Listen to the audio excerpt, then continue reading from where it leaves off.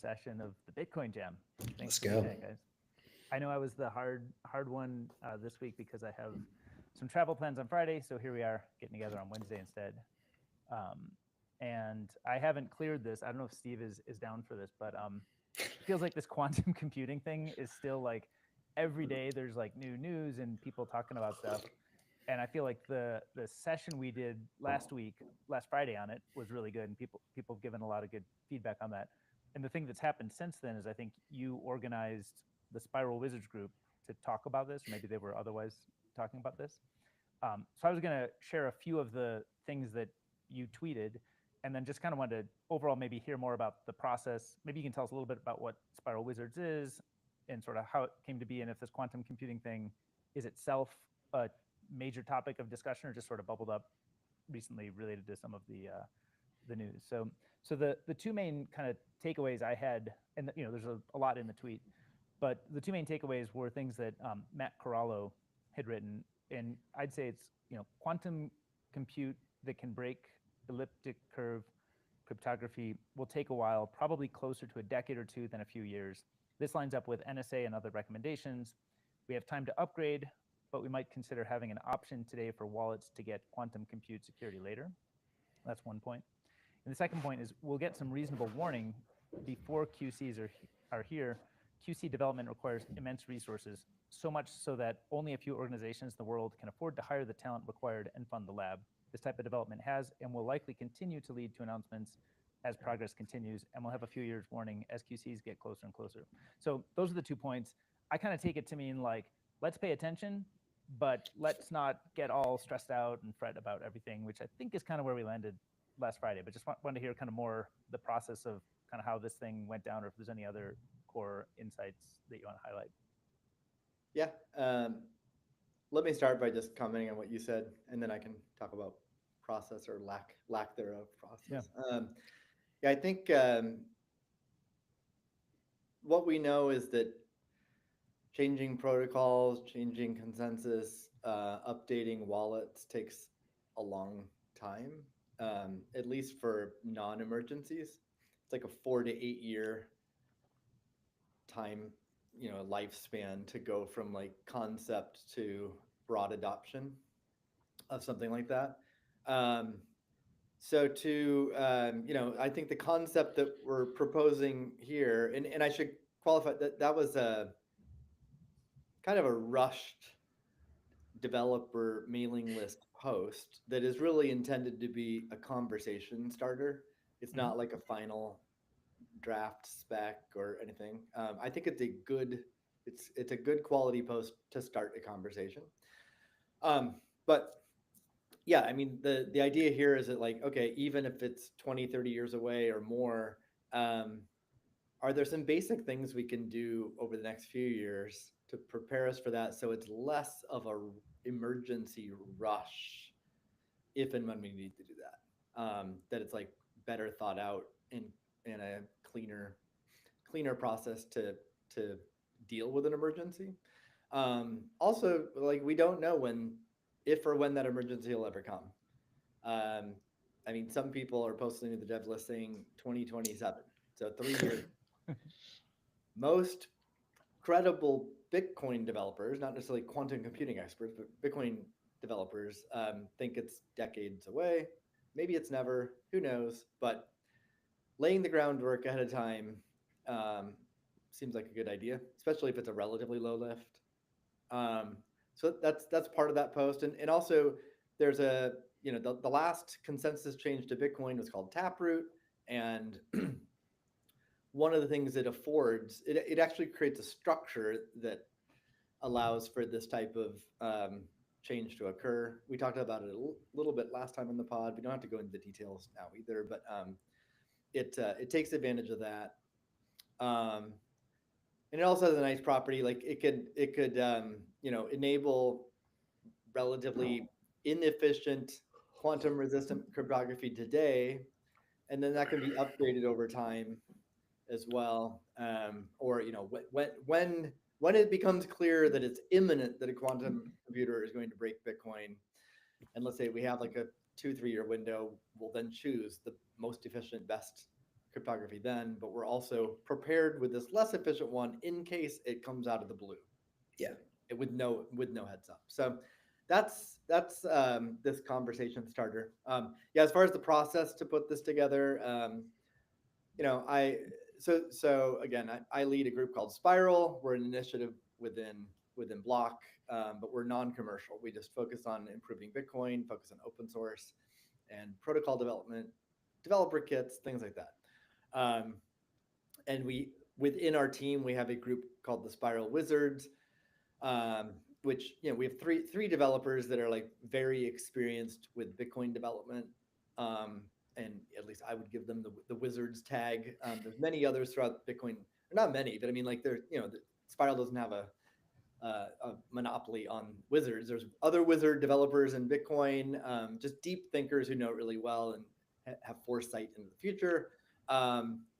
So this year we formed this a year ago.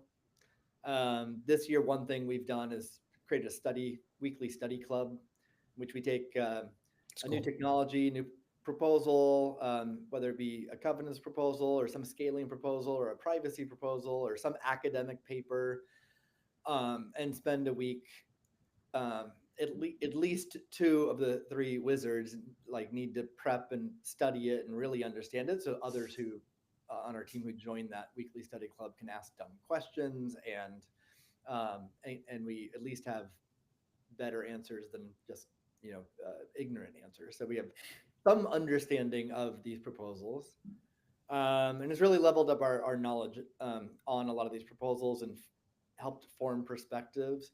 We've done a little bit of I mean, the goal of this is not just to like make a few of us more knowledgeable about this stuff, but we really want to impact the overall space and help guide some discussions and advance our collective knowledge. Are there certain topics that are like kind of the active, debates or discussions besides this quantum compute thing, like just other topics people may be aware of or that we may have heard of? I mean, quantum is just not even like really on the Right, radar. yeah. So, I mean, I mean, the process for getting this out was like I started asking dumb questions, because we were asking dumb questions, Yeah. and then people smarter than me started thinking about it, and that led to that first draft proposal. So, which I like though. It's like nice and fast, Yeah. and like hopefully will encourage a conversation among other smart people, and like over the ensuing months and years we can advance that. Maybe actually turn it into action. So I like that, and in fact, that's something that I want to see more of from our Wizards team, so that it's not just like three people getting smarter about stuff, but actually influencing others. And so you asked like what other areas? Certainly, we're very interested in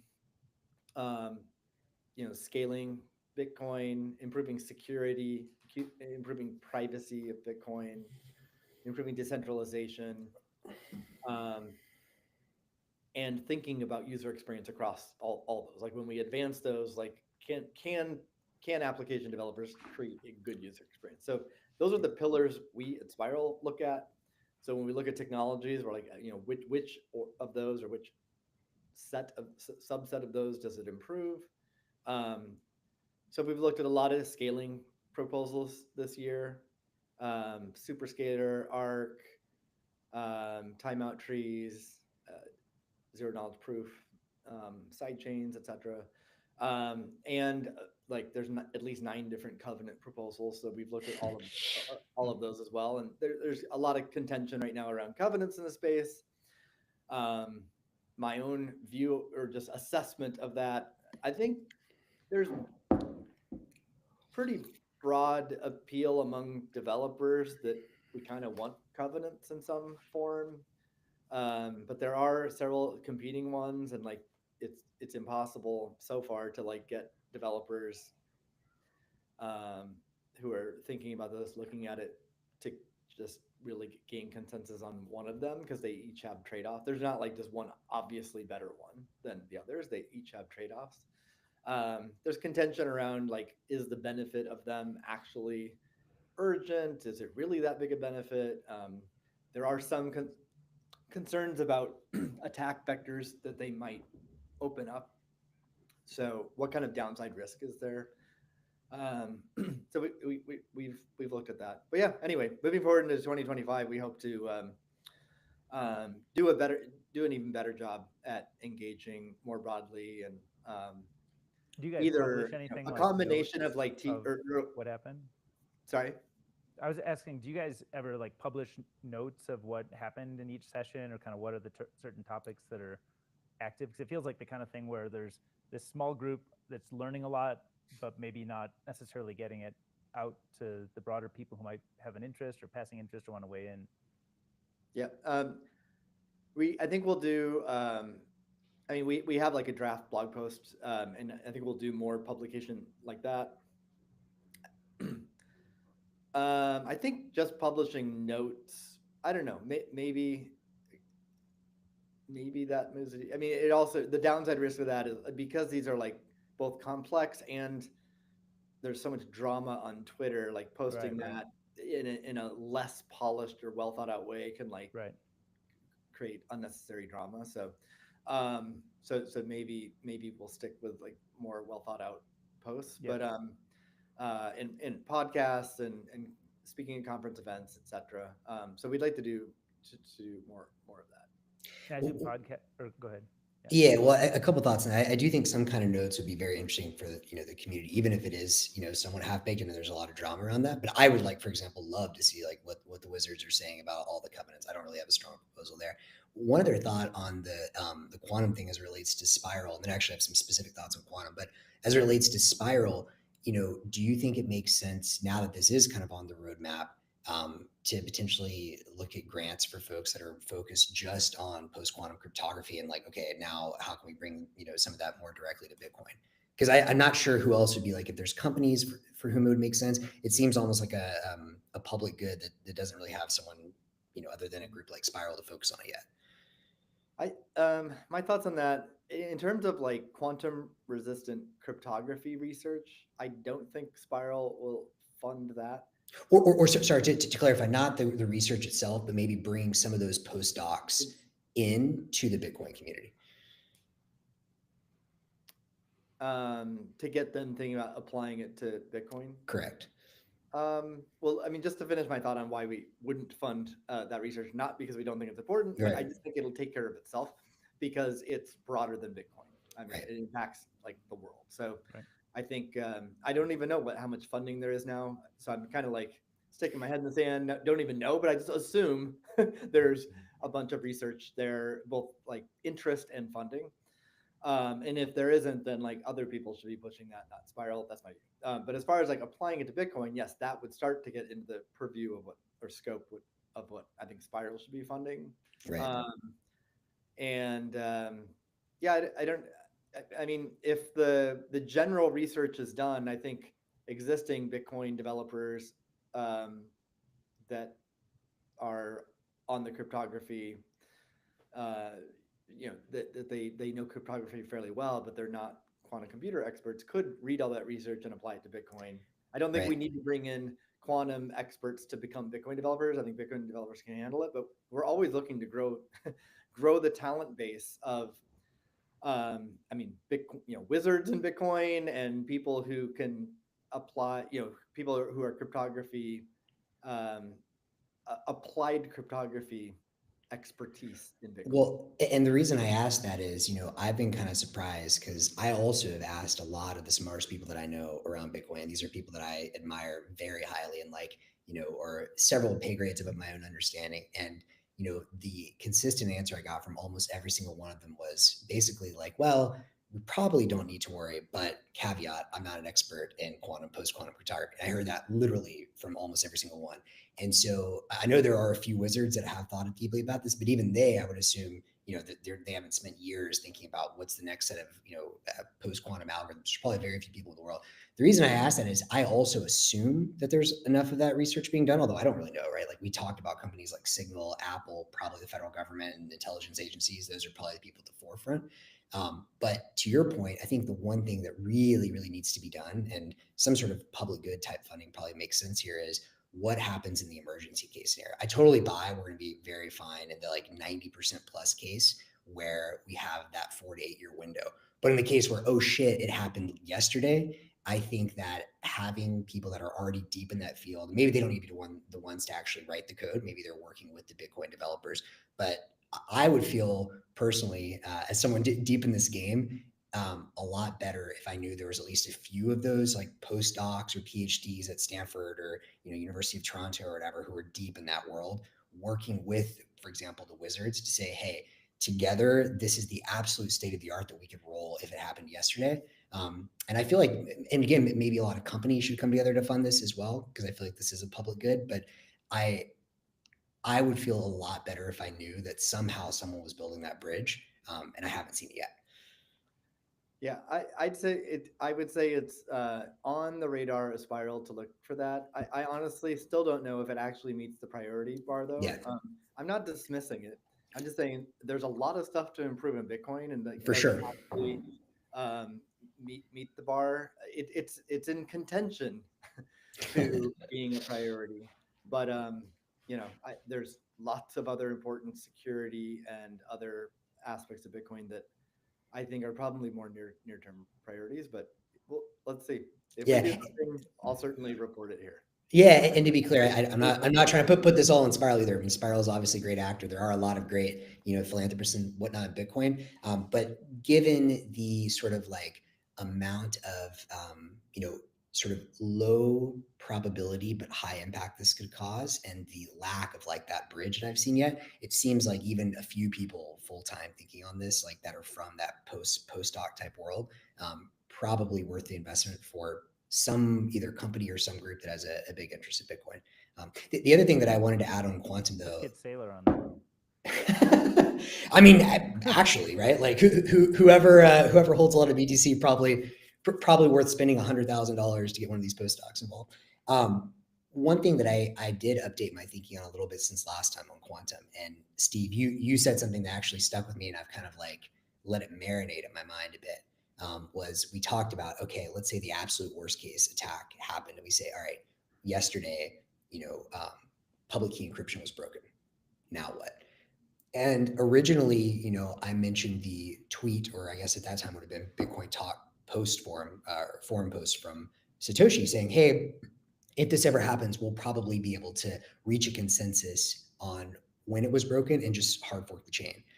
And you made the point, you're like, yeah, maybe, but like we saw the DAO hack, and like, the whole value of Bitcoin is its neutrality and immutability. And like, you know, Ethereum has lost credibility for many reasons, but the DAO fork was obviously a major one. And so the more I kind of thought on this, I do think it's great that people prepare for post quantum cryptography, but I'm increasingly kind of the view that like the keys that are out there and exposed, like that's the bounty. And if we don't get it fixed in time, that's the free market's way of saying, the bounty on solving quantum computing is a lot bigger than we thought. And that's nature doing its thing. So I would say that's kind of one area I've updated my view on, is if that happens, I never say never. These are very complicated questions. I'm sure, a lot of people have thoughts if and when it happens, but like, I think it's more of just, that's the bounty nature's putting on quantum. Yeah, I'm certainly open to that viewpoint. I mean, I see the merit of that viewpoint, and I might be there myself. And I know of one other person too who's thought a lot about this and sort of went on the journey that maybe you did, Max, and has arrived at like it just It is what whoever it is. it is, and like it's a redistribution and it is a bounty, and so it gets into this like philosophical question of what's fair. But obviously you can say it's not fair that like some person or group gets all this Bitcoin unfairly. But um, if you break a principle too, that's unfair to everyone involved. Right. Yeah. So, like, I mean, so fairness is always an interesting concept, and that you can usually look at a situation multiple angles and define fairness different ways. And I think this is one of them. Fairness is Just even talking entirely about, I mean, overrated. in conversations about distribution of Bitcoin as it's happened, a common criticism of Bitcoin is it's unfair. Like the Right. early people, it's unfair that they got more Bitcoin or it was easier to mine or this or that or whatever. But I mean, I still feel strongly that it's incredibly fair. again, you can look at it through a certain lens and call it unfair, but um, if you look at the totality of how one would go about this, um, I think Bitcoin is easily the most fair system ever for money. And I don't know, I have not heard of or can't think of a way that's more fair. Yep. Yep. This does make me, if you can sort of suspend disbelief for a moment, but this does make me think that I think the bar for what it would take to build something better than Bitcoin is so extraordinarily high that I kind of go around thinking like, okay, I don't think it's going to happen. If I see it, I should recognize it because it should be very different.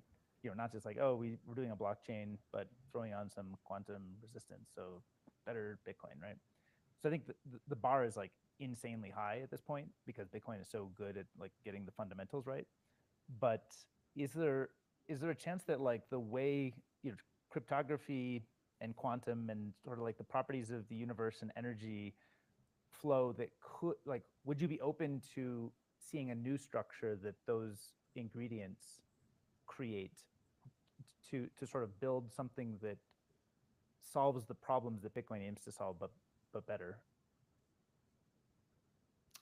Uh, I don't know. I mean, I think we have to be open to it, but like it's really hard. It's really it's difficult to see how the unique nature of how Bitcoin came about being repeated for many reasons. But you need the ingredient of like a person or group who is so selfless to just like um, disappear, walk away, not assert their power, and at least to date, not assert any kind of economic power that they might have.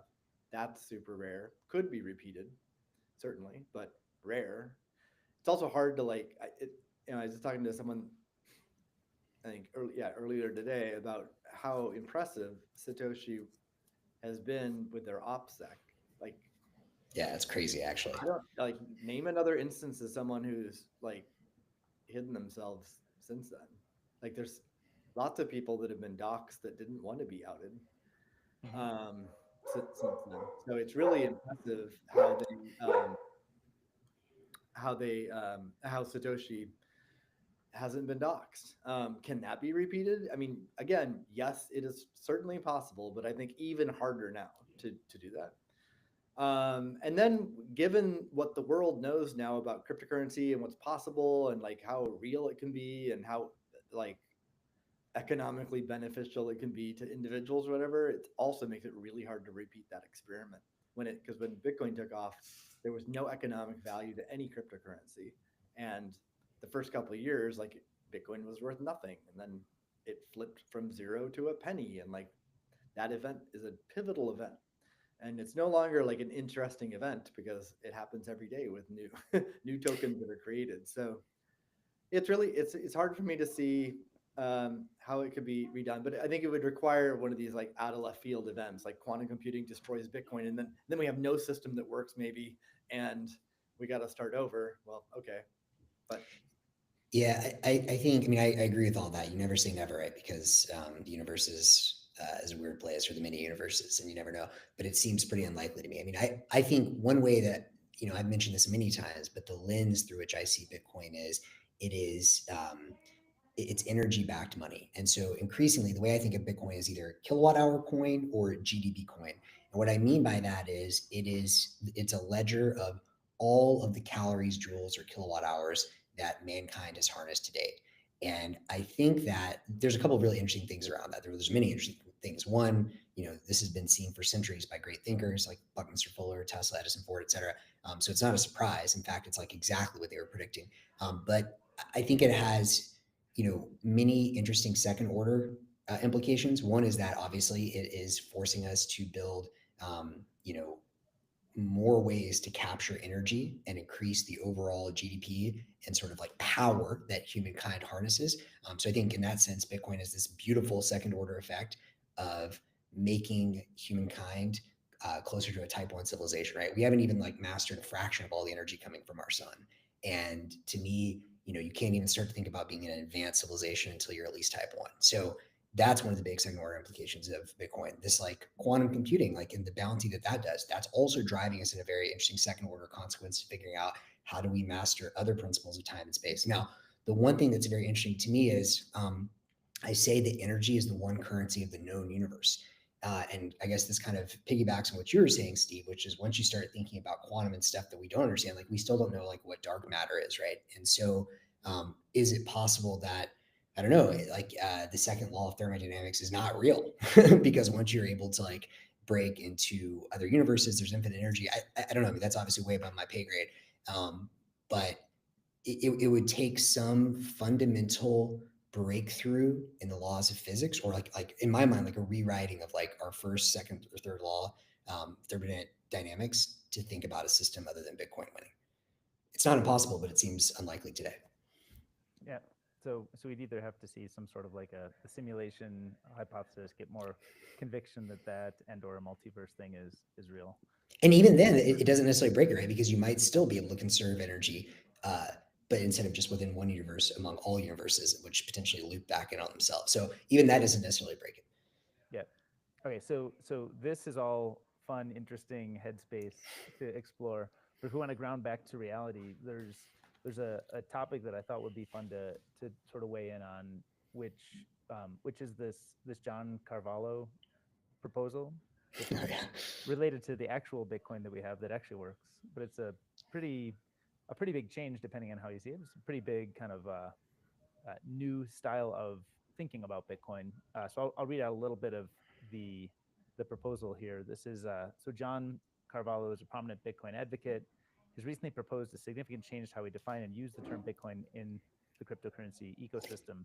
His proposal, outlined in a new Bitcoin improvement proposal, or BIP, suggests defining the smallest unit of Bitcoin, the Satoshi, as the standard denomination, effectively ditching the decimal places we're accustomed to when dealing with Bitcoin amounts. This move aims to streamline user comprehension, eliminate confusion around decimal usage, and align more closely with Bitcoin's protocol, which fundamentally deals with whole numbers.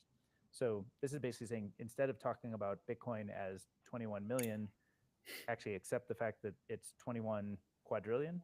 I think is that the right number? Oops. 2.1 quadrillion. 2.1 quadrillion. Okay. So instead of calling it 21 million, call it 2.1 quadrillion, which is really just what we call Satoshi level today, which my understanding is this is actually how it's written in the code, right? There is no Bitcoin. The It's 100 consensus million. layer, it is that unit. Yes. Yeah. So this has been kind of making some waves in the ecosystem. Like, what are your thoughts? I think Steve, at least in the group chat, you had a bunch of like reasons why. I think you were saying this is obvious, it's going to happen. Like, duh. I don't know if I'd frame it that way, but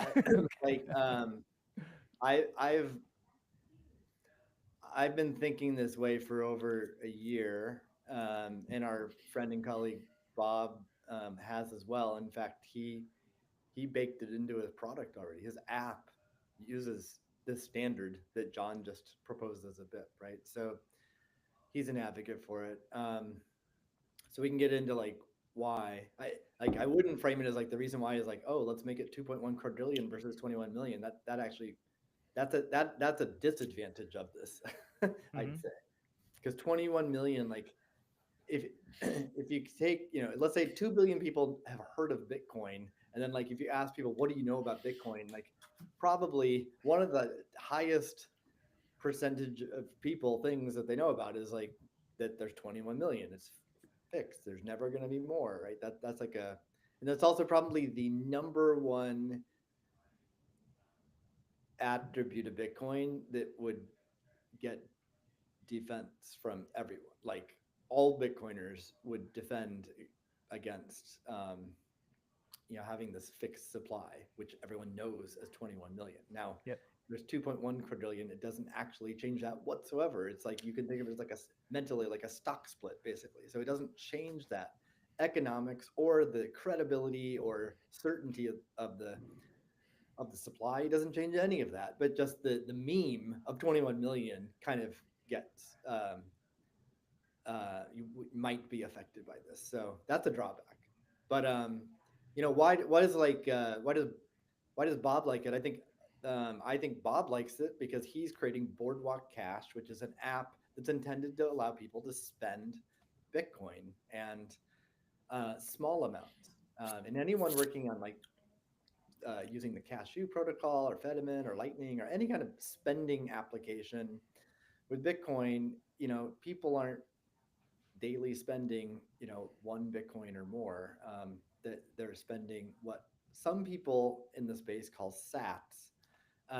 And so people that work in Bitcoin probably call it sats, probably think everyone thinks and knows about sats. But my estimation is 2 billion people have heard of Bitcoin and 200,000 people have heard of sats. Like a tiny, minuscule amount of humans are aware of sats. So I'd say the heart of this argument is that like everyone knows Bitcoin, no one knows Sats.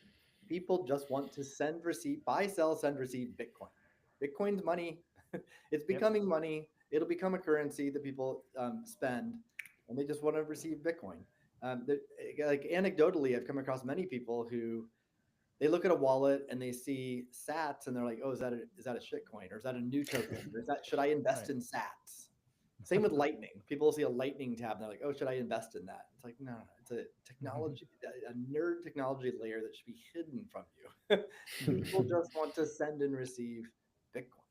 So I think it makes way more sense to just call it Bitcoin. So Bob in his Boardwalk Cash app um, calls Sats Bitcoin. So this unit of this tiny tiny unit, 100 million of these units in what the world today calls a Bitcoin, um, and it just makes the user experience way better. Like you're sending, you know, 250 sats instead of 0.000000025 sats. Like no one deals with decimals like that. It's extremely difficult to like wrap your head around it, know what you're sending and receiving. It's error prone. Which is why people are proponents of sats because you get rid of all the decimal places. But Mhm. then the separate argument is like, well, should we call it this new thing, sats? um, or should we just call it Bitcoin? And so then the the counter argument is like, well, first of all, like coordination, like how are we going to coordinate everyone Right.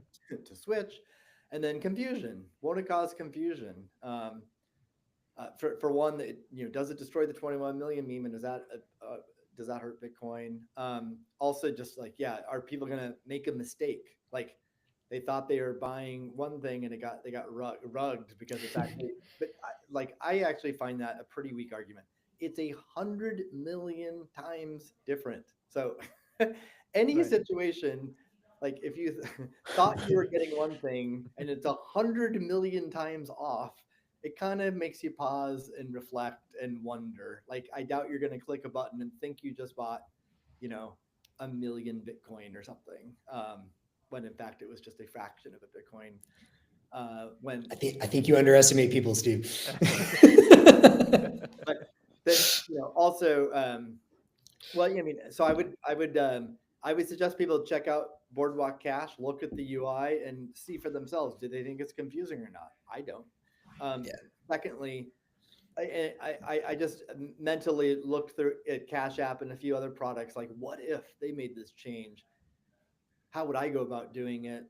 And I didn't actually like create the mocks. I just did it in my head, but it feels completely reasonable to change it and not create confusion. You also can imagine during a transition period, like a product like Cash App, if it were to change it, you could have a little like help tip or some kind of note, like help easing that transition and educating people of this shift as well. So they're even though I think it's doubtful that people are going to really think they're getting 100 million more or less of whatever they thought. They still might be like, why did this change or why is it change? And then so if there's a little help tip, I think that's all like totally feasible. Another argument to do it, I find the argument about spending and just dealing like awareness of the Bitcoin brand, keeping it simple, that you send and receive Bitcoin, and that to prepare for a future of Bitcoin payments as a currency. That's to me the primary argument for why we should do this. A secondary argument, but other people like it even more so, I think, is around trading. And the psychology of like Bitcoin's too expensive for me now. Mhm. It's $102,000 or whatever. I don't have $102,000. I can't invest in Bitcoin.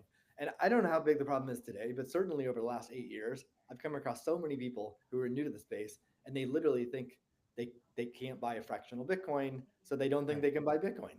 Um, maybe that problem's getting solved, but that's one psychological hurdle. Another psychological hurdle I've seen is a reason people buy altcoins is because they're cheaper. So like XRP is like whatever it is, like 39 cents, or it's in Dogecoin is some decimal point. And a lot of humans think there's more room for it to go up Yeah. than Bitcoin. There's more room for it to go. Like, oh, it only has to go to $3 and I'm a millionaire. And that's really poor economic analysis and fundamental understanding. Nonetheless, a lot of humans think that way, and especially at the beginning of their journey. So if Bitcoin is all of a sudden priced much less, maybe it addresses that. Again, I'm not a huge proponent of that argument, even though I acknowledge that's a psychological reality. I personally don't think like we should have this big move towards that just for that reason. I think Right. it's the first reason for me is why I think it makes sense. Another aspect to this that um, is starting to be discussed and should be discussed is like, does this need to be some like one big moment where the world changes and it's Mm-hmm. a big marketing event and like there's a bunch of coordination among major players that it all switches on this day? Or is it gradual? And I've heard other people feel like it needs to be a big moment of marketing. That actually is necessary to avoid confusion. Like we need I'm BlackRock to come and say this is this is fine. well, like you imagine finance You, coming you have our with Cash permission. App, but Right. I actually think gradual is more realistically how it would be done if it's going to be done, and I think it can be successful that way. And Yeah. as an example, again, Border Cash and actually some other product piped up on Twitter saying, "Hey, we've already done it too." So there's at least two examples of products who have already done this. Unilateral decision. They decided to do it in their product. They feel it's the right decision for their product. Didn't require anyone else to bless it or give permission. I think spending apps will trend, or I shouldn't say that aggressively. I think there's a good chance that spending apps will trend this way, and that's sort of like who should be like um, sold on this idea, like use Bitcoin, not Sats, Mm-hmm. and let them realize, oh, it doesn't create a confusing situation, and it's actually a better way to go about it for my app. And then more and more spending apps do that. Um, and assuming Bitcoin takes off as a currency, let's say over the next 10 years it takes off as a currency, you know, the 99% of people that are using Bitcoin on a daily basis aren't moving, $1 million a day. They're Right. Yeah. not moving one plus Bitcoin. They're moving what we call sats today. So 99% of people might be introduced to using Bitcoin on a daily basis through products like Boardwalk Cash and many more to come. And they'll all be exposed to it just being called Bitcoin, and it'll be native and natural to them. And only the old timers will be complaining about, like, get all cranky about, oh, like, Mm-hmm. why are we changing that? Back in So my that's day, actually get nice. off my lawn. Yeah, so I want to just add slightly a nuance, but I mean you covered everything really well there. I agree with all of that. I think it's all good argumentation. The one thing that I personally am not really a fan of, or just don't think it's realistic, is like doing it as a BIP. Like I get it, and it's good that people are talking about it. I'm glad it's causing this discussion. I tend to agree it's going to be a lot better for payments, and I think we all want to see this as a currency, not just a sort of investment gold asset. So 100% agree on all of that. The one thing I would say is just like the reality of the way Bitcoin, just nature of reality works is, emergent. And so, to me, the one thing that I strongly disagree with, and you were kind of hinting at this, is trying to be like, oh, there's this like top down sanctioned, like we need to like as a community agree it as a BIP. Like no, the way language forms, the way language is always formed, in any language, computer, natural, otherwise, is emergent, and you find shelling points for things. And so my view is, I think every actor should basically act individually on this. I don't think it should be approved as a BIP. I think that's kind of silly to me. I think that Bob is taking an incredible lead here, and like he believes in that, and so he's putting his money where his mouth is. And if people like that, and if someone like Cash App, for example, if a company like that says, yeah, we also agree, then that'll start a natural movement. So I just think doing it as a BIP is great to get a conversation started, but I think the whole point of systems like Bitcoin, systems like nature, or like language, is to let things emerge. And so I think the transition should be gradual. I think if it even happens, right? I think sort of people, the market will decide over time. I will say Satoshi's Sats. Well, I agree with you, Steve, that it is a very small number of very nerdy people that know what Sats are. It's the same way Bitcoin started off too. So I do think there's a chance that we already have enough critical mass of the nerds and the tastemakers for Sats to go mainstream.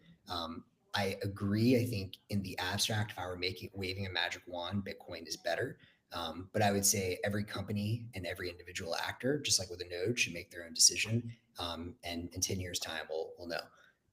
Yeah, I mean, I like the idea of the bottoms up stuff. Like that's the ethos of Bitcoin and the internet. So I'm generally a fan of that. But I think, I mean, many years ago, Steve convinced me that actually like being a point for information coordination across the ecosystem is a really underserved and valuable and needed thing. So I wonder, like, one, is there somebody who's, outside of John who wrote the bib, is there somebody else who may take this up as like a, kind of becoming that coordination, kind of information coordination hub, or is maybe that's something John's interested in?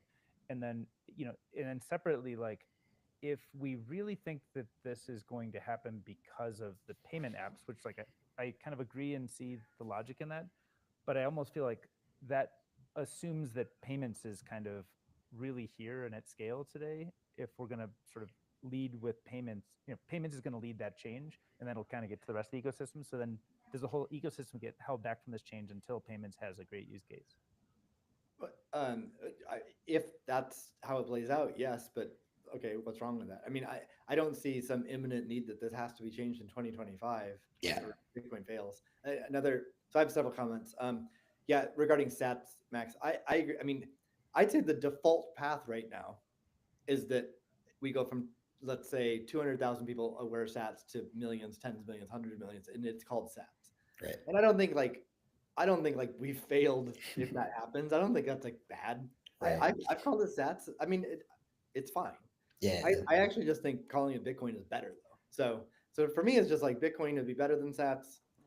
I do see a plausible way for it to pan out that way. So I'm glad John like stated that publicly. Sure. Yeah. I'd only had private conversations previously. So, but yeah, I don't think it's a disaster if it's called Sats. Another quick note though, I don't feel as strongly about this, but some people in Bitcoin feel very strongly they don't like Satoshis and Sats as a name. They think it's disgraceful. Disgraceful. Why is it disgraceful? Yeah, what the hell? Because they don't think Satoshi would have wanted his name used that way. Because ego. He never named it that way. That sounds kind of culty to me. Okay. So, well, like I said, I don't feel that, but people I respect it actually feel pretty strongly about that. So that another factor. I'd also I mean, as we both said, Matt, you and me, we both said having it be emergent and sort of bottoms up is natural and the likely path. So we agree on that. Now, part of that though is, I mean, I totally agree. Like each individual actor can like make their own decision, like we've already seen in products. But that also could be part. There could still be a moment like there's again Coinbase, River, like Binance, Cash App. They can partner with each other and be like, "This is our day. We're going to announce this day," and that's totally fine too. It emerged bottoms up. They happen to partner with each other. It's not top down. I can see that happening. Let's see a couple of the last point I had was around the BIPs. I don't know if I disagree with you or just simply like to add more about BIP. I think BIPs are like misunderstood as well. So for the audience that doesn't know what BIP means, Bitcoin Improvement Proposal. So it's just a proposal to improve Bitcoin. And so it's just a document. Anyone can create one and publish it. It's pretty minimal requirements to be blessed and actually get like an official BIP number. Getting an official BIP number doesn't mean that like it's a great idea, that it's fully like specced out and tight and like technically good. It doesn't mean consensus. It doesn't mean anyone's going to implement it. It doesn't mean anyone has implemented it. It means none of that. Just getting a BIP number kind of just means like you're grammar is correct and you filled out the format, you filled out the form correctly. Who gives Yeah. them numbers? What? Who gives them numbers? Who takes a BIP and sort of blesses it with a number? There are, it's a GitHub repo. The VIPs are a GitHub repo, and there's maintainers of that repo. And historically, it's been Luke Dash Jr.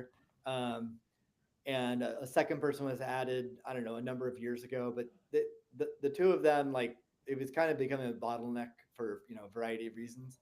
So earlier this year, I think 3 or 4 new BIP editors were added who ensure that any submitted BIP basically, meets a certain criteria. Again, not really technical assessment or anything else, but just does it follow the process? Mm-hmm. Yeah. And then and if it does, then they assign it a number. Um, but I do think people are just unaware of those basics, that just getting a BIP number doesn't mean there's centralized coordination, or that it somehow is elevated status, or that it's now official, or that it's now going to, everyone has to do it. Right. No, not at all. Another thing that everyone should be aware with BIPs is that it's not just consensus changes. It can be all kinds of different changes. Um, like consensus changes can be BIPs. Non-consensus changes that do impact, maybe the the transaction relay protocol, like the peer-to-peer protocol between nodes. It's not consensus layer, but it absolutely has interoperability effects, can be a BIP. But it also can be things like language, Yeah, that's fair. like what you call it. It doesn't, so it actually, I think it's an appropriate, even if you believe that it's not going to be this top-down thing, it's still appropriate to be a BIP as a communication vehicle. Yeah, that's fair. Yeah. So that's my only point about BIP. But I agree, like top-down, that's not really how this is going to happen, or really can or should happen that way. Cool. And then just on the coordination, it sounds like if it were to be that, River, Coinbase, Cash App, et cetera, we're all trying to make a moment of something like this, would that, would we expect to see that take a year or two from now? Like that's not any kind of thing that would happen I assume that would just take a while. Is that, if somebody wanted to change it, would that be kind of in the years time frame versus like months? I mean, it's impossible to predict, but I mean, it could range greatly, right?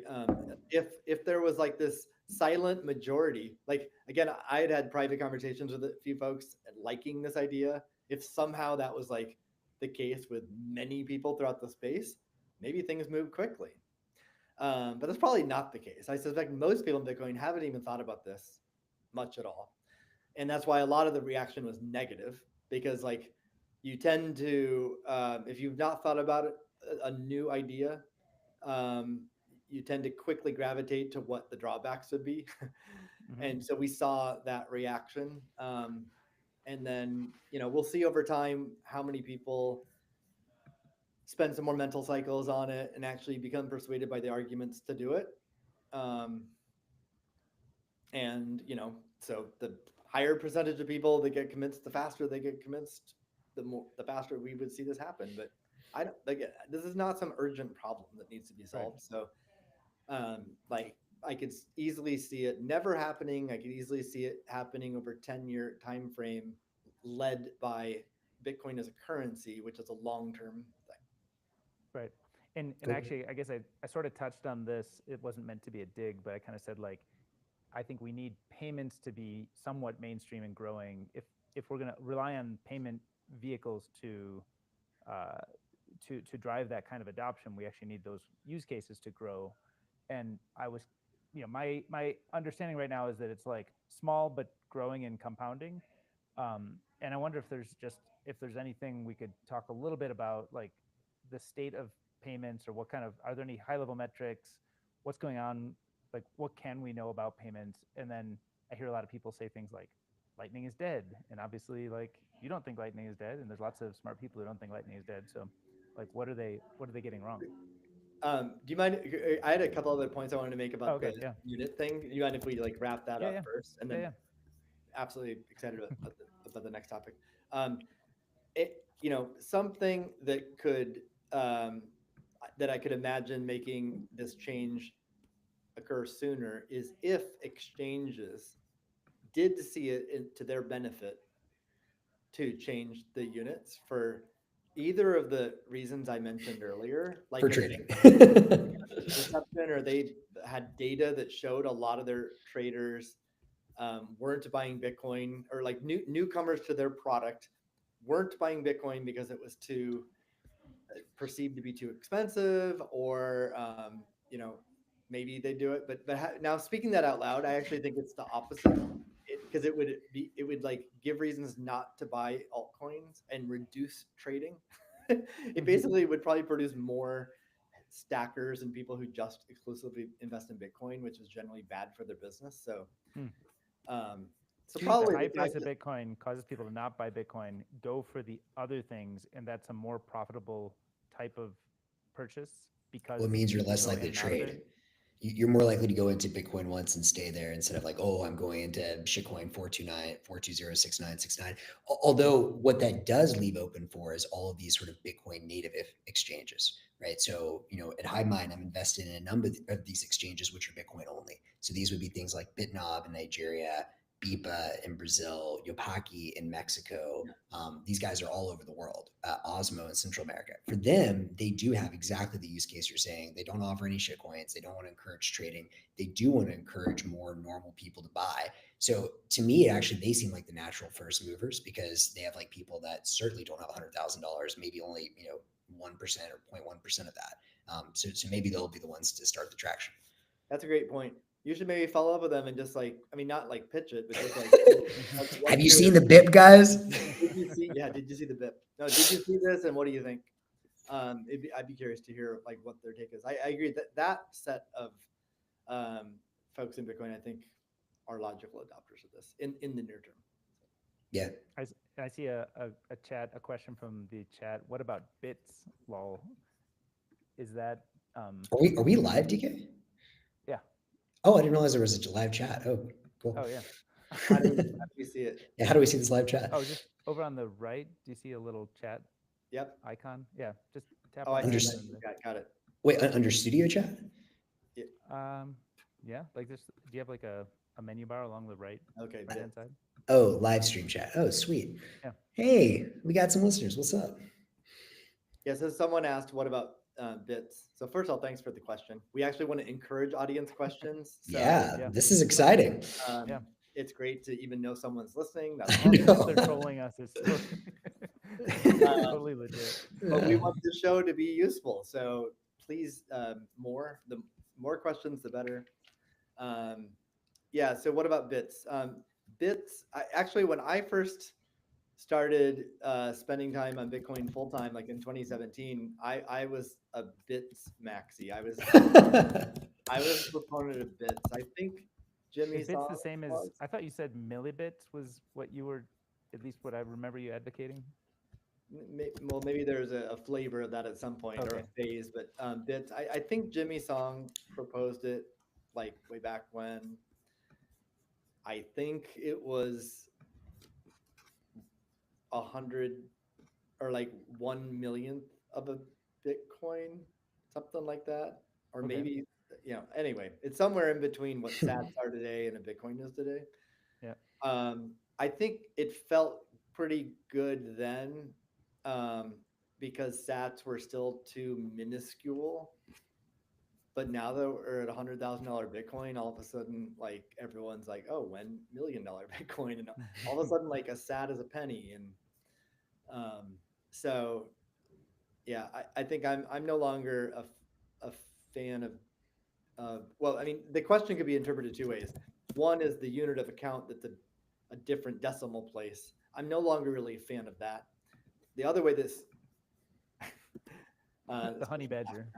um, the other interpretation of it is like we should call Sats bits. I do like bits better than Sats. It's just a nickname of Bitcoin. Right.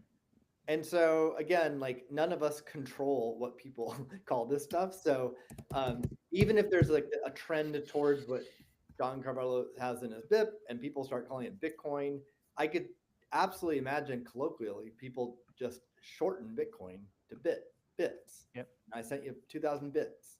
So again, I'd see that as being emerging. Like my own opinion, Yeah, that's cool. I like that. Hmm, cool. It What do we doesn't. think? Jump to payment stuff? Oh Yeah, yeah, I you don't know, want to talk Steve. Did about? you have other?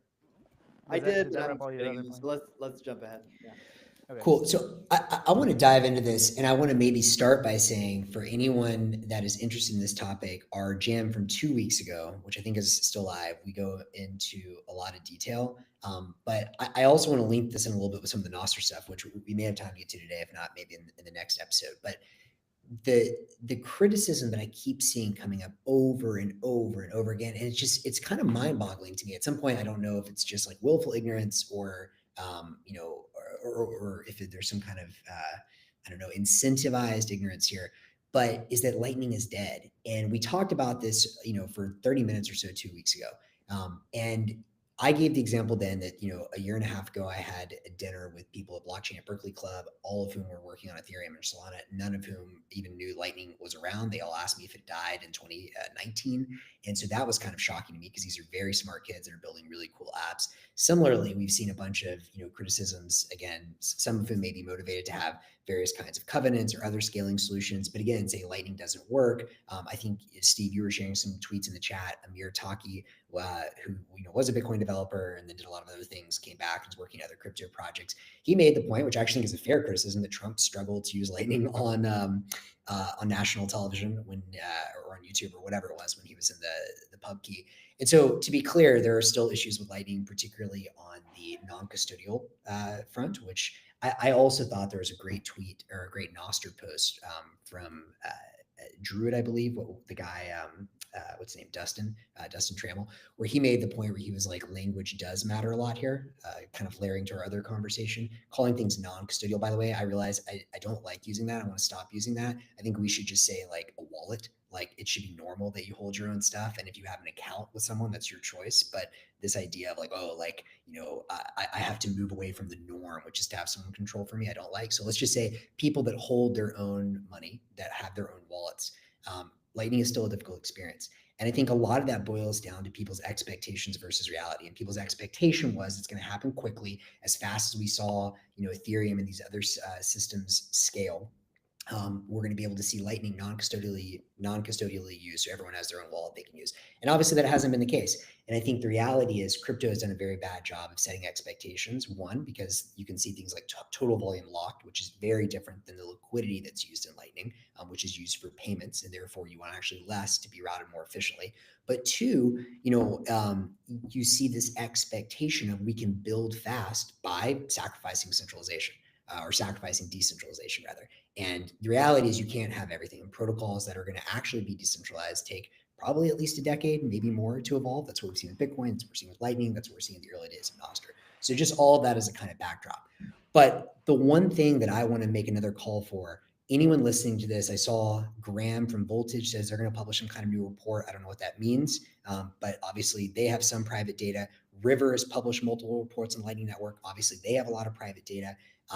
I would love to see some website, anyone listening to this right now, called lightningisdead.lol. Sorry, lightningisnotdead.lol. Or is, if you want to be funny, or whatever the site is. But some site that brings in ideally at least the public metrics that we have about the Lightning Network, which Nostr is one great source of that. And then if you can get private metrics and people are willing to contribute that data as well, amazing. But just to set expectations for people, I just pulled up nostr.band, right? This is an open stats site. And if you go to, share it or can I do that? yeah, I think so. Do you see the little share icon at the bottom? Oh, dude, we're getting fancy now. Okay. I'm going to share my present on my screen. Uh-oh, this is scary. Is this, Sorry, you've got like your 12 words up in another browser. yeah, exactly. Let me just show you okay. Can you see that? Yeah. So this is Nostr.band, just to show everyone where I got here. You go to the top.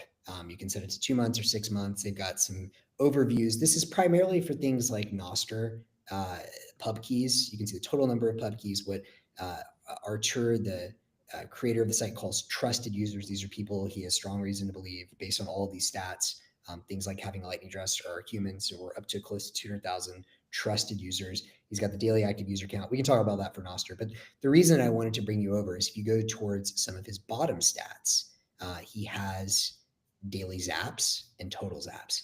And so just to give everyone just a sense of like the order of magnitude we're talking about, just today the 17th or yesterday, we saw 6,449 zaps, individual lightning payments on Noster in one day.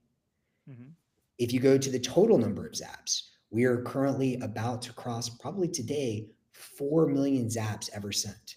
And you can obviously see the zap amounts. You can see like average zap amount here. Oops, total zap amount is quite high. But you can see, people are zapping still small amounts, but 211,000, 200,000 Satoshis, Bitcoin in the future. Those are the maxes. 200,000 Bitcoin. Yeah, 200,000 Bitcoin, exactly. Those are the max zap amounts. Let's see if he has. For those days. Yeah, I'm Sorry, total is what I wanted to say. So total zap amounts, you can see 1.6 mil. What was today? A little bit lower. Yeah, I clearly need a better stat site. That's actually a great way to sell people on Lightning. I mean, there's 1 million Bitcoin zapped every day. Yeah. And DeFi. And look at this outlier day. Like, clearly this is an outlier, but in one day, 217 million Bitcoin got zapped around. Holy hell. I would guess somebody's wash trading themselves or like wash zapping themselves. Actually, right? if I may interrupt. Please. If I may interrupt, I think on this pod, we can only call it Bitcoin now, not sats. Oh, no. We're I don't know if I can commit to that. We're going to lead the When way. we say Bitcoin, we mean Bitcoin. And when we say Bitcoin, we also mean sats. Big Bitcoin, little Bitcoin. Itty bitty. We'll prove out how either Itty awesome or ridiculous this is. No one will know what we're talking about. It's going to be super confusing. Yeah. But go get back to like, is Lightning dead? yeah, but this is my broader point. Is like, again, this is one of the many reasons that I love Noster. And for those of you who don't know, I mean, obviously I've got my Noster shirt on here. I'm as bullish on Noster as I am on Bitcoin. I think Noster needs Bitcoin. Bitcoin needs Noster to go fully mainstream for many reasons. We can talk about all that.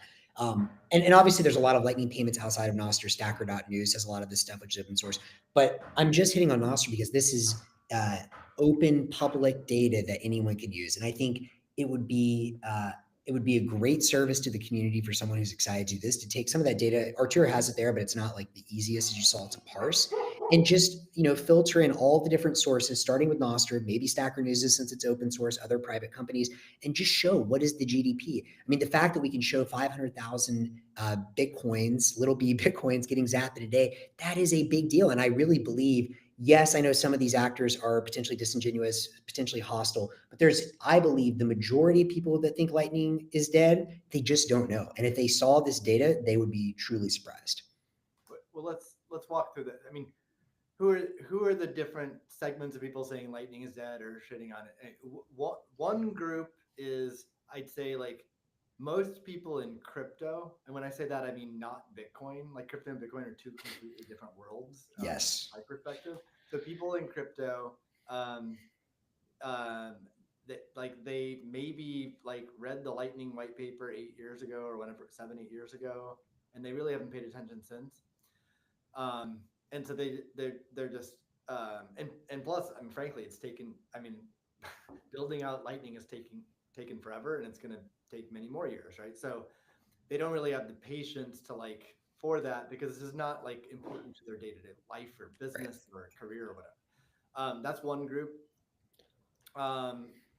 So, well, I'll state another group, which is people who are wanting to do some Bitcoin season 2, layer 2 on Bitcoin, that they either, they're basically pitching their own thing, which is largely orthogonal to Lightning anyway. But, by shitting on Lightning, and I mean, basically that's what the Bitcoin devs have been working on for 8 years and it's failed.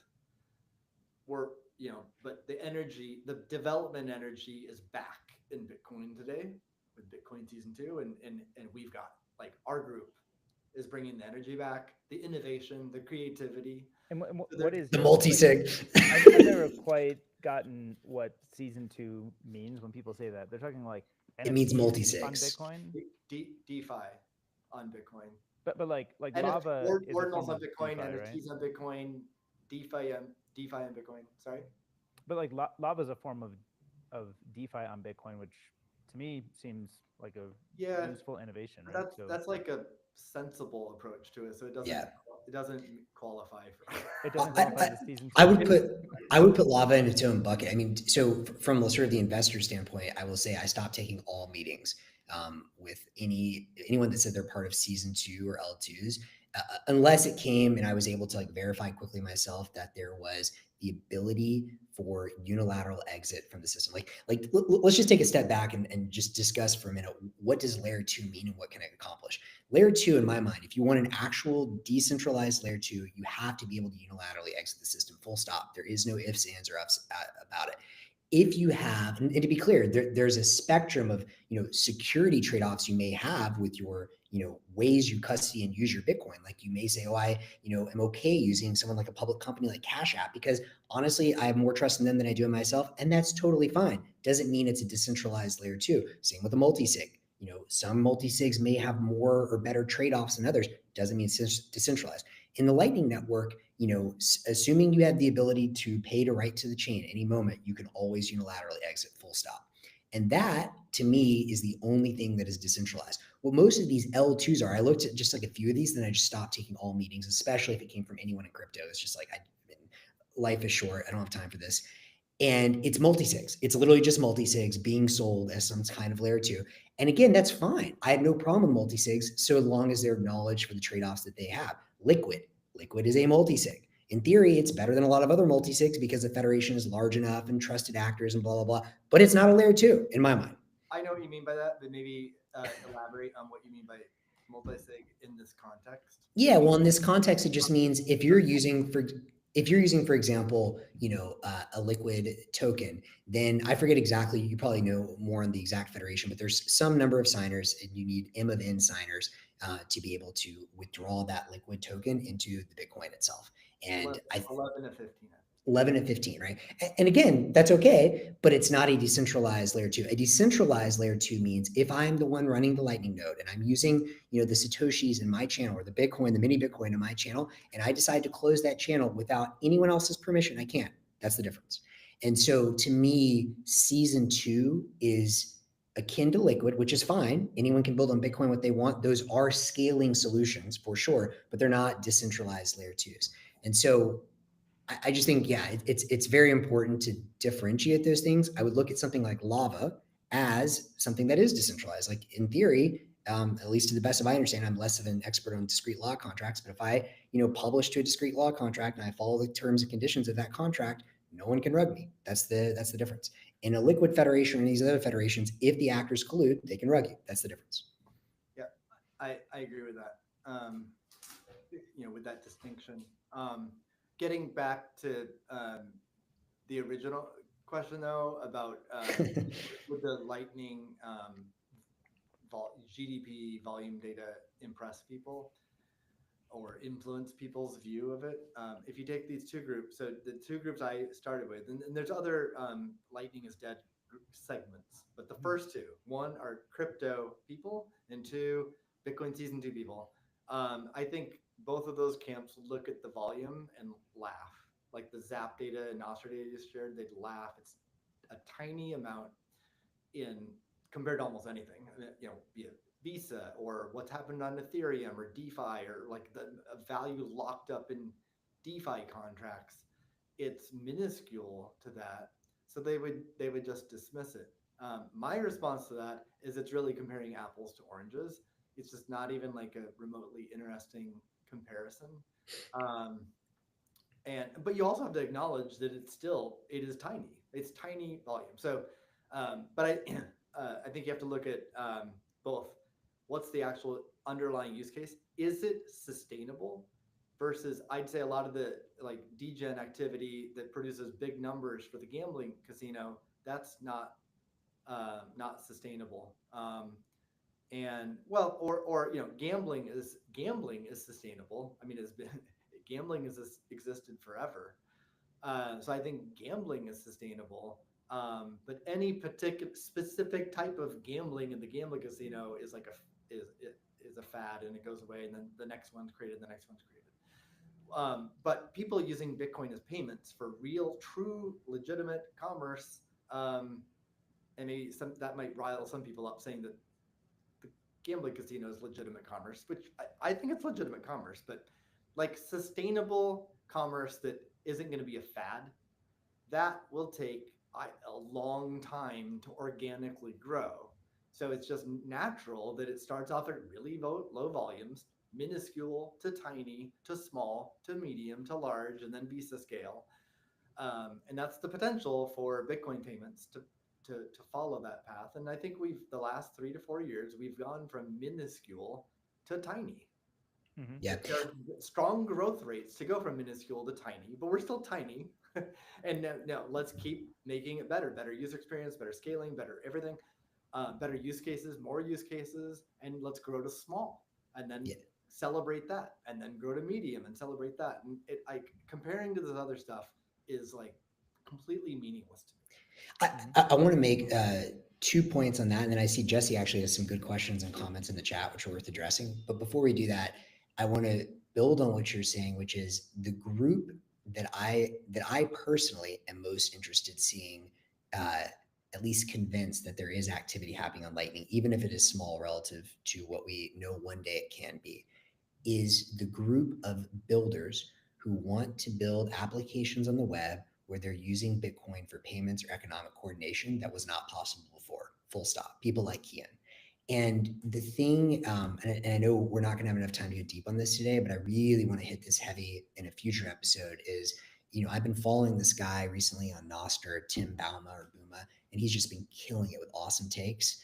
And, he makes this point that I can't stop thinking about, which is that the real value of Nostr is the ability to have a socioeconomic landscape laid over the web or the internet, full stop. And the more you start to think about that and let it marinate, the technicals of what he's saying is that anything in Nostr, any inpub, note, any public key, event, anything that happens in Nostr, and this sounds like kind of abstract, but any message that I publish, any zap that I send, all these things are events. Any of those events can be mapped to a payment, either directly with Lightning or with Cashew, that's a whole nother episode, but eCash, which itself can be converted to Lightning because the mints are all connected via the Lightning Network in the background. The key that I'm trying to get at and what I want to see happen is, the groups that want to focus on crypto and DeFi, they're probably not even the people we need to be convincing. I'm more interested in how do we get sincere people from places like Hacker News that would love to see a machine payable web, a web where you can integrate micropayments into any action you take, and the incredible Cambrian explosion of new apps that's going to create. As an investor, that's what I'm excited about. Is when do we see the kids applying to YC that don't want to do the crypto crap and not interested in gambling or trying to scam people or degen or whatever, but they say, we now have a socioeconomic layer that we can build over the internet, and it's possible. And yes, we see it small because everything starts small. In the early days of TCP/IP, it was a joke between a few universities. That's where we're at with Lightning Network and Nostr for me. And so that's the group that some of these stats I would love to see convinced.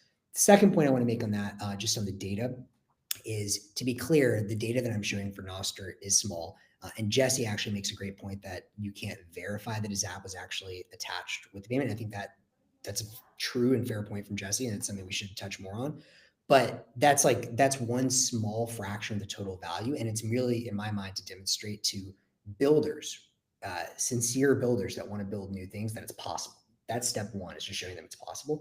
But the volume itself is actually much larger than that. I think we mentioned before, with Lightspark and some of these other companies like Cash App, I've heard credible estimates of well over $1 billion a year in Lightning volume. So it's not like a total joke either. We've grown quite a lot. And I expect that to 10 or 100x, or what was the river number? 1,000x in 2 years? It'll probably happen like that again. 1,212% growth over 2 years. That was exactly August 2023.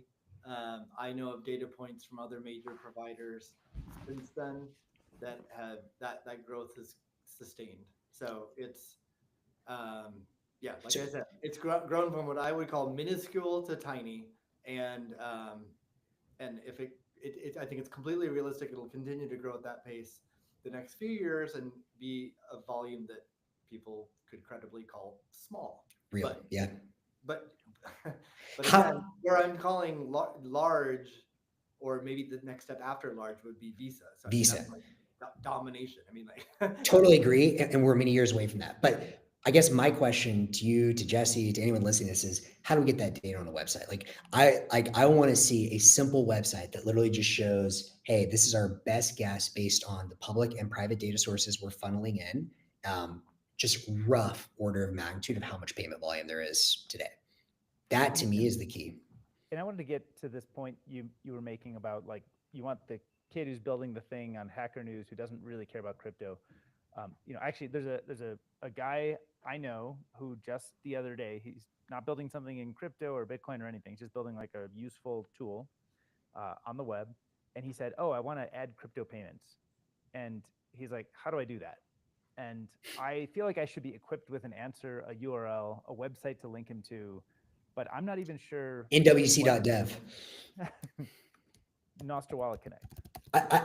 That's where I'm pointing developers to at this point. I think it's the best starting point. But hold on, let me. I mean, I'm an advocate for NWC, but I believe only Albi supports it. So like one wallet supports it. So that's Well, there's others. There's Albi. There's CoinOS. for David's contact, right?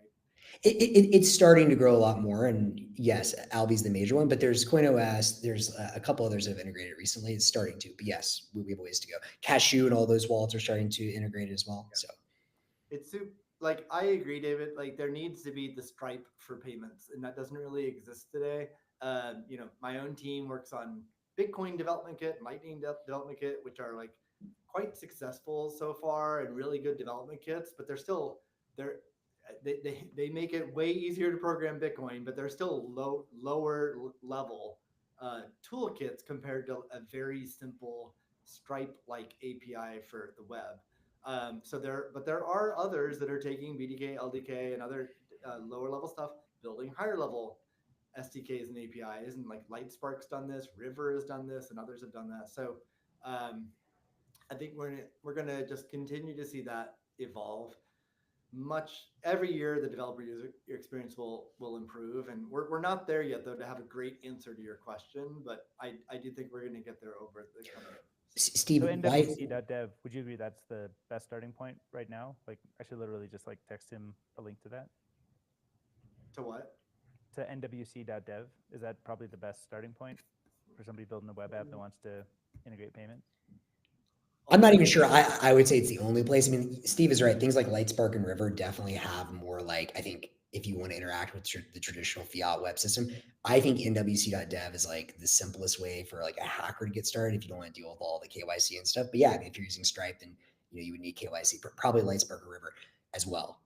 But I guess a question I have on that is, why haven't those like taken off more? And I'm an investor in both of these companies. I would love for that to be the case. Like, why do you think? I think I think they have like a good starting point of customer bases. I think it just didn't take time. I mean, like obviously Lightspark landing Coinbase is big, and Zappo and a bunch of other banks in Latin America, and I don't know their pipeline. That's 2025. It wouldn't surprise me if they announce like many more integrations. But for the hackers, I guess the point I want to get at is like Oh. what I've seen with River and Lightspark as well is they've killed it at like behind the scenes big BD, amazing. The reason I posited nwc.dev to you, David, is if I'm like a kid and I'm 19 and I'm dropping out of the University of Waterloo to move to San Francisco, like I don't know what that kid would start with, and maybe Lightspark is good enough now. I don't know. No, I think you're right. I mean, NWC. I mean, definitely NWC is simpler. It's also. I mean, it's related. It's certainly related, but it's kind of orthogonal to. I mean, it's going to ride atop other stuff. And one reason I think even Lightspark and River have made it simpler to use, but you're still dealing with like complexities of Lightning. I Right. mean, one reason, so we didn't, we're gonna have to talk about lightning is dead in another show because there's so much. There's too Talk much. about There's it always every too week, much. yeah. I know, every week, and we haven't even touched on mining, let alone Noster. Another segment of people hating on lightning are genuine, legitimate developers who tried to build a lightning application. And they Yeah. have put a lot of sweat equity into it, very genuine attempt at doing it, and failed. Um, I'd say failed first and foremost because there's just not enough user demand yet, but also because they couldn't create the user experience that they were hoping for. And there's a number of protocol and lightning implementation developments that are underway that will improve that. So some of the problems will be fixed by progress that is happening right now. Some of it is kind of a fundamental limitation of lightning. Yeah. So, and that's why we see Cashew and Fedimint and Arc and Spark, Mhm. and Spark is something that Lightspark created. So all these other projects that all integrate with Lightning and are complementary to Lightning, but they are, let's say call it like last mile solutions that help address some of the drawbacks to Lightning. So we're seeing that in development too. So it's just simply, I mean, the simple answer is it's not ready yet. It's still in development. Yeah. This work takes a long time. I want to add two quick comments on that, and then I want to address one thing from Jesse before we leave on this. The two quick comments are one on NWC. One of the reasons I'm very bullish is not just the bottoms up wallets. I agree we need a lot more in NWC integration, but Lightspark is also integrating with NWC, and that was part of their announcement with their UMA authentication. So that is really huge to me to see a major player that is doing an incredible job with the enterprise. So another reason I think NWC is the way to go.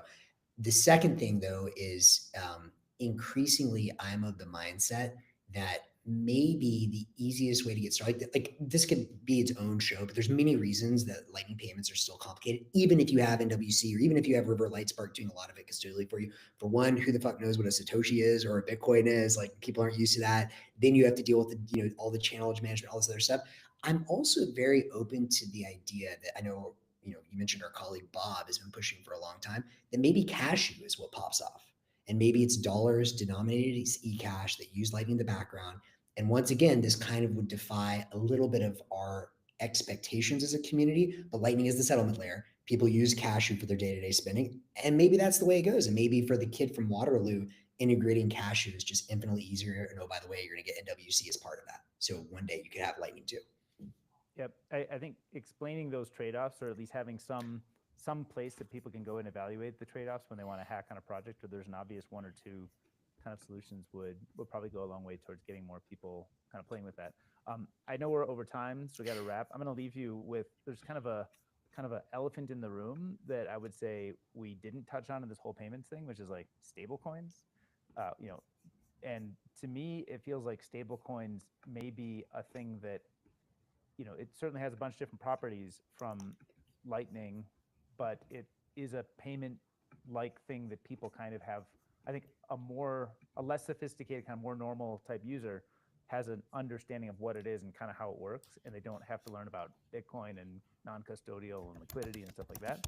And so I wonder, and this is sort of more a question I'll leave us to ponder, maybe we can address later, but I wonder if stable coins may actually be an entry point or a gateway to accelerate eventual, faster Lightning adoption, or if stablecoins are ultimately a competitor to Lightning adoption and somehow sort of limit the growth because they otherwise serve the use case. Great topic. Let's definitely queue it up for the future. I mean, I'm sure we'll cover it multiple episodes in the future. Maybe before we part, give a shout out to Jesse. He had say that Yeah, Jesse. he made a point about scalability and something Lightning can do. Do you want to cover that, David? Yeah, sure. So Lightning GDP is a fascinating idea and could be incredibly compelling. This is from Jesse in the chat. But willingness to share data is very low. So that was one comment. And I think maybe this other one. So a different text would be to paint the picture of Lightning's capabilities in terms of payments, scalability, which even Visa or Tether on Tron wouldn't be capable of competing with. Lightning can do one payment per TikTok, no problem. Is that the one you're talking about, Steve?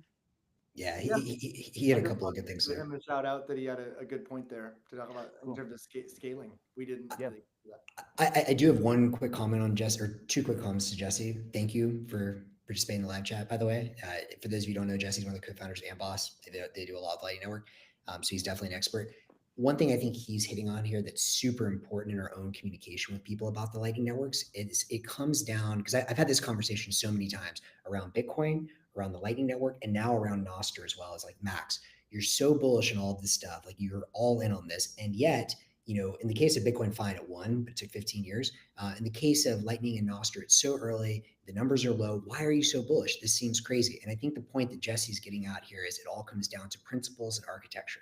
If you only look at data without context and you say, oh, Solana has way more volume, surely Solana is going to be the winner. But it doesn't give the context that Bitcoin and Nostr and Lightning were all architected with the same principles of decentralization, which means creation of your own keys and unilateral exit in both cases. And so in all three cases. And so in that sense, the reason I'm so bullish on all three of these protocols and working complementary together is they're based on the same sense of self-sovereign principles. And it's those principles that matter. And if you don't have those principles, then data is vapid and meaningless because it will evaporate in all the same way that all of the other centralized systems have over time, over history.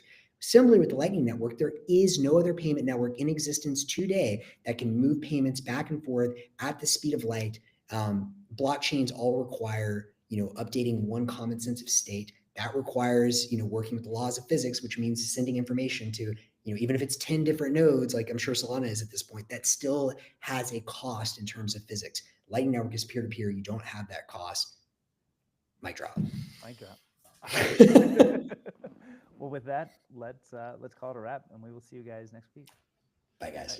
Bye-bye. Steve, if you can hang on just a second, make sure we get everything uploaded. That was cool getting some